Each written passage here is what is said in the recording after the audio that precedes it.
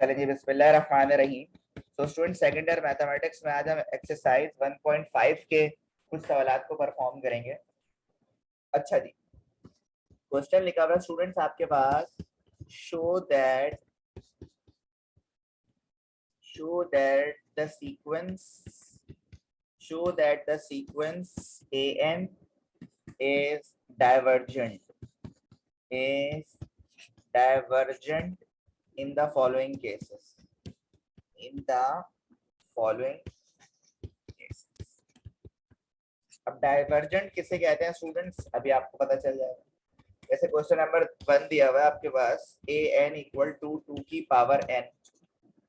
सबसे पहले क्या करें स्टूडेंट्स, आप इस पर टेकिंग लिमिट लगाएं दोनों साइड का। तो आपने लिखा टेकिंग लिमिट, और लिमिट स्टूडेंट हमारे पास चल रही है एन टेंस टू इन्फिनिटी, जब कुछ भी लिमिट नहीं दी जाती। तो हमने दोनों तरफ लगा दी है लिमिट। मैंने यहाँ पे लगाया limit n tends to infinity a n equal to limit n tends to infinity 2 की पावर n। पहले लिमिट लगाई और अब हम लिमिट को अप्लाई करेंगे। सही है, तो स्टूडेंट्स मैंने यहाँ पे लिखा अप्लाइंग लिमिट। और जब लिमिट को अप्लाई करोगे तो बेटा जहां जहां राइट हैंड साइड में n होगा वहां वहां आप क्या करोगे बेटा जी। जैसे यहाँ पे 2 की पावर n है तो ये हो जाएगा 2 की पावर इंफिनिटी, और 2 की पावर इंफिनिटी का मतलब होता है आपके पास इंफिनिटी। सही है, तो स्टूडेंट ए एन आपके पास अगर इंफिनिटी आ रहा है तो बेटा हम ये कह सकते हैं कि hence a n is divergent. सही है, ए एन इज डाइवर्जेंट। सही है, तो जब आपका आंसर में क्या आ जाए स्टूडेंट्स, इंफिनिटी आ जाए, तो आप ये कह सकते हो कि ये आपके पास क्या है, डाइवर्जेंट है। तो बहुत ही आसान सा सवाल था। ठीक है, इसी तरह एक और कर लेते हैं। जैसे ए एन इक्वल टू -3 की पावर n -1। सबसे पहले इधर भी यही करोगे, टेकिंग लिमिट, दोनों तरफ क्या लगा दोगे बेटा जी, लिमिट लगा दोगे। तो आपने यहाँ पे लिखा टेकिंग लिमिट, और ये हो जाएगा बेटा limit n tends to infinity a n equal to limit n tends to infinity -3 की पावर n -1। सही, तो ये हो जाएगा भाई आपके पास limit n tends to infinity a n equal to, और अब यहाँ पे बल्कि आपको भूल गया मैं यहाँ पे लिखना, यहाँ पे आपको जो है ना लिखना था अप्लाइंग लिमिट। ये अप्लाइंग लिमिट लिखना था यहाँ पे। अब लिमिट को हम अप्लाई करेंगे। जब लिमिट को अप्लाई करोगे बेटा जी तो ये हो जाएगा आपके पास -3 की पावर n है ना, तो इन्फिनिटी -1। देखो इन्फिनिटी अगर पावर में भी आ जाए ना स्टूडेंट्स तो वो पूरा इन्फिनिटी बन जाता है। पूरा क्या बन जाता है, इन्फिनिटी बन जाता है। तो बेटा जी आप इधर भी वही लाइन लिखोगे, hence a n is divergent और यहाँ पे लिख दोगे प्रूफ। ठीक है, पहले वाले में भी यहाँ पे लिखना था प्रूफ। ठीक है, तो स्टूडेंट्स ये जो सीरीज आपको नजर आ रही है ये ज्योमेट्रिक सीरीज है। कौन सी, ज्योमेट्रिक सीरीज है। ज्योमेट्रिक सीरीज का कैसे पता चला स्टूडेंट्स आपको, क्योंकि इसका रेशियो सेम आ रहा है।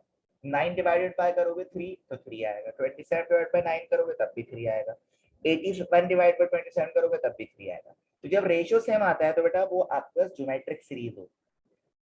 सही है, तो ज्योमेट्रिक सीरीज में स्टूडेंट्स भाई ए तो आपके पास यही होगा, और आर जो है वो भी है यही होगा 3। सही, तो आप फॉर्मूला लगाओगे S n equal to a r n -1 divided by r -2। सही, ये आपको फॉर्मूला याद आ गया होगा, फर्स्ट ईयर में पढ़ा था। बेटा ये हो जाएगा हमारे पास एस एन इक्वल टू ए की जगह 3, आर की जगह 3n -1 डिवाइडेड बाय 3 -1।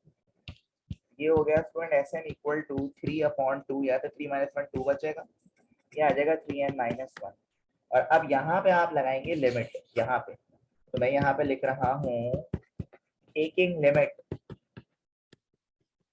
जब टेकिंग लिमिट कर रहा हूँ तो ये हो जाएगा sir limit n tends to infinity Sn equal to limit n tends to infinity, ये रहा 3/2 3n-1, और फिर आप करोगे अप्लाई। बेटा आपने यहाँ पे लिखा अप्लाई लिमिट, सही। तो लिमिट जब अप्लाई करोगे स्टूडेंट्स, जब आप लिमिट अप्लाई करोगे राइट हैंड साइड पे, तो ये हो जाएगा 3/2 3 की पावर इंफिनिटी -1, 3/2 3 की पावर इंफिनिटी इंफिनिटी -1, इंफिनिटी में से कुछ माइनस करो आएगा इंफिनिटी, और इंफिनिटी से कुछ मल्टीप्लाई करो तब भी आंसर क्या आना है, इंफिनिटी। तो बेटा तुम यहाँ पे कह सकते हो limit n tends to infinity Sn equal to divergence हो गया। इसका आंसर क्या आता है, इंफिनिटी आता है, वो डाइवर्जेंस हो गया। सही है। तो ये आपके पास एक्सरसाइज 1.5 के सवाल आते हैं। आगे भी बेटा इसी की तरह के सवाल आते हैं, किसी में ज्योमेट्रिक सीरीज हो रही है, किसी में आपको अर्थमेटिक सीरीज दी है। जैसे इसके बाद वाला जो क्वेश्चन है ना, इसमें अर्थमेटिक सीरीज दी है, उसमें अर्थमेटिक सीरीज वाला फॉर्मूला रहेगा। ठीक है, तो ये आपके पास था स्टूडेंट्स 1.5।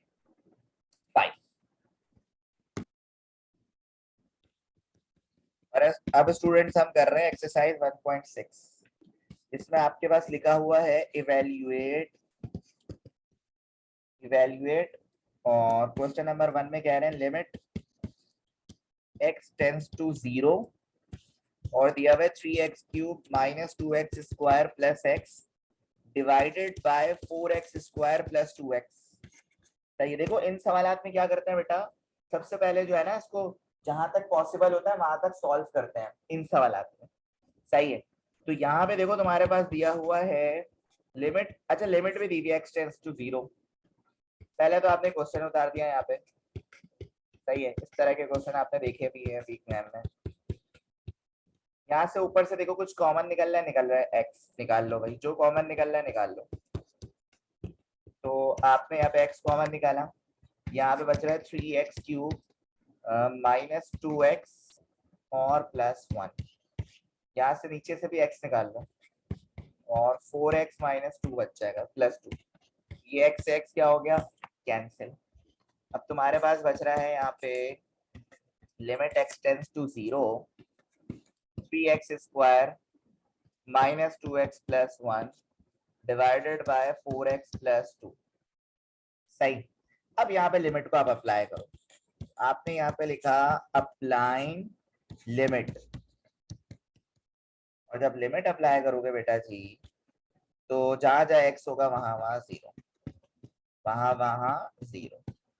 सही, जहां जहां x, बेटा ये आपके पास आ रहा है 0 - 0 + 1 डिवाइडेड बाय 2, बेटा आंसर आ रहा है 1/2। तो ये आपका क्या हो गया स्टूडेंट्स, आंसर हो गया।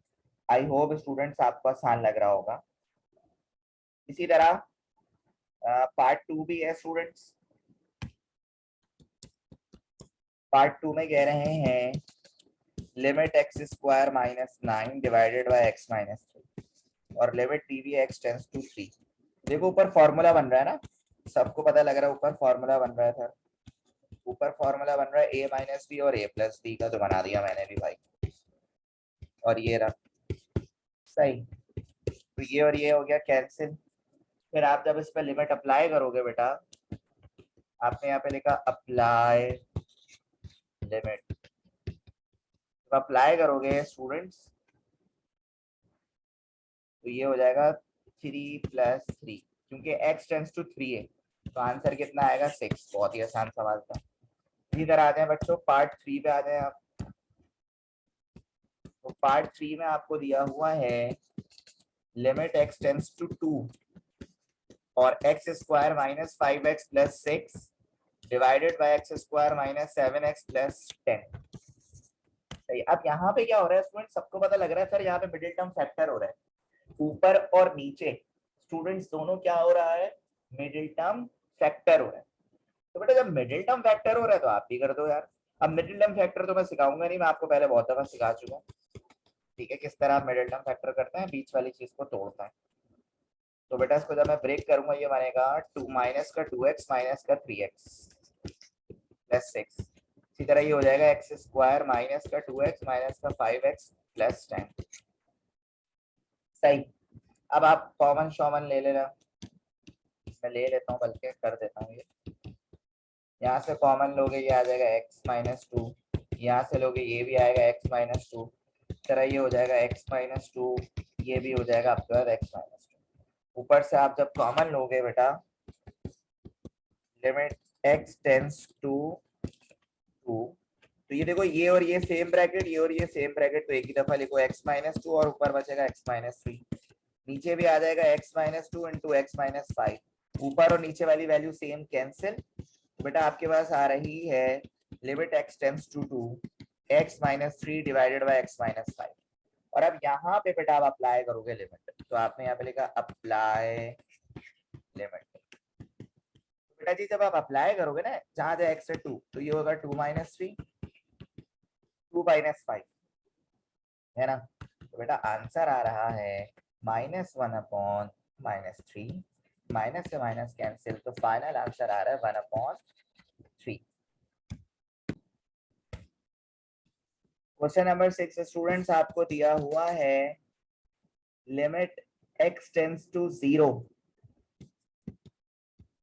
और आपको कह रहे हैं sign 2x divided by sine 3x। अच्छा एक याद रखिएगा, एक फॉर्मूला बता रहा हूं मैं आपको कि साइन डब्बा अपॉन डब्बा इक्वल होता है किसके, वन के। साइन डब्बा अपॉन डब्बा इक्वल होता है किसके, वन के। मिसाल के तौर पे यहाँ पे लिखा हो साइन 2x अपॉन 2x, तो साइन डब्बा अपॉन डब्बा किसके बराबर होगा स्टूडेंट्स, वन के बराबर होगा। ये फॉर्मूला होता है, याद रखिएगा, ठीक है भारत।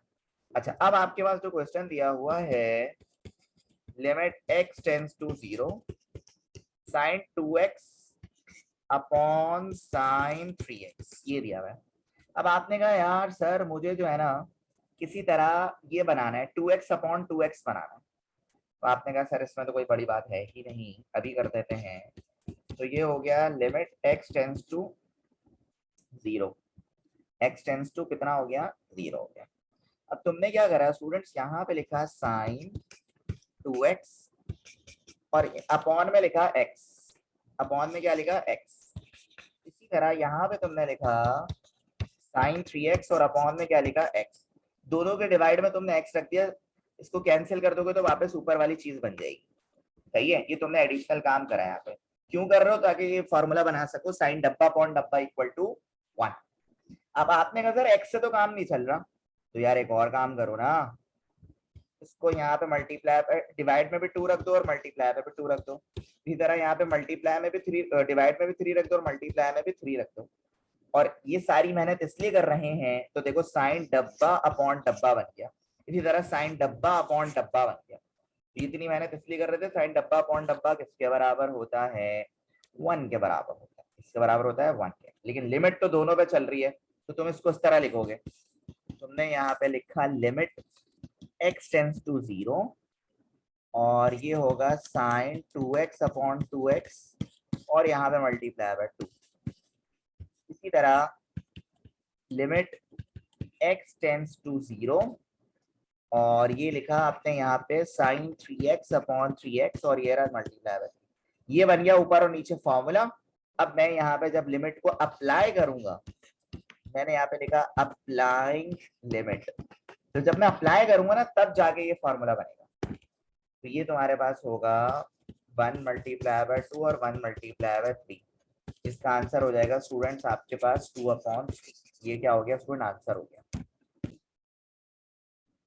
चलिए जी स्टूडेंट क्वेश्चन नंबर 9 भी बेटा इसी तरह का ही है। आपको लिमिट दी हुई है x टेंस टू जीरो, सही, और आपको कह रहे हैं sine square x upon three divided by x square. सबसे पहले देखो स्क्वायर ऊपर भी और नीचे भी, तो आपने इसको पूरे पे स्क्वायर ले लिया। पूरे पे किस तरह स्क्वायर लोगे, देखो आपने यहाँ पे लिखा sine x upon three upon x और ये रहा होल स्क्वायर।